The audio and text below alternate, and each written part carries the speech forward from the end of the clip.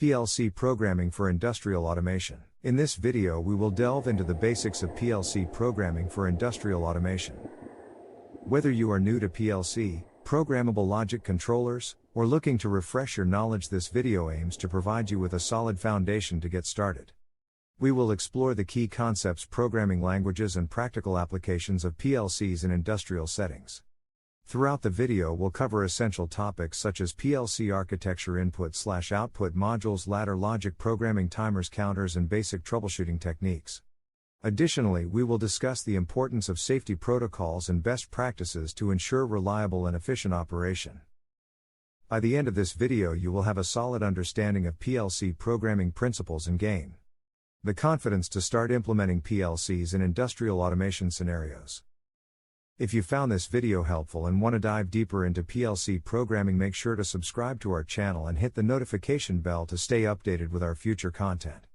Also, don't forget to leave a comment below sharing your thoughts, questions, or any specific topics you'd like us to cover in our upcoming videos.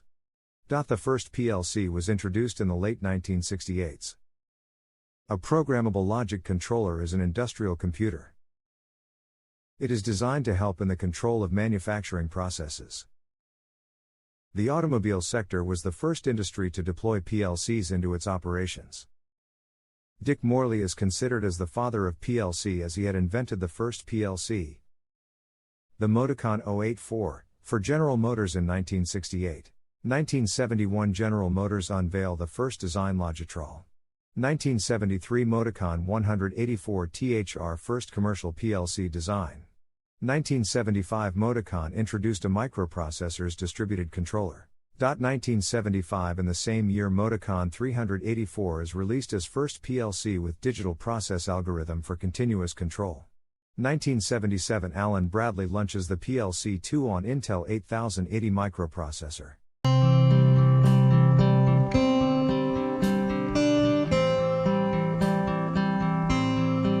1979 Allen Bradley introduced Data Highway, the first plant floor network. 1979 Modbus serial communications published by Moticon. 1980 Allen Bradley released PLC-3 with AMD processor. 1985 Rockwell International purchases Allen Bradley for $1.651 billion, the largest acquisition in Wisconsin history.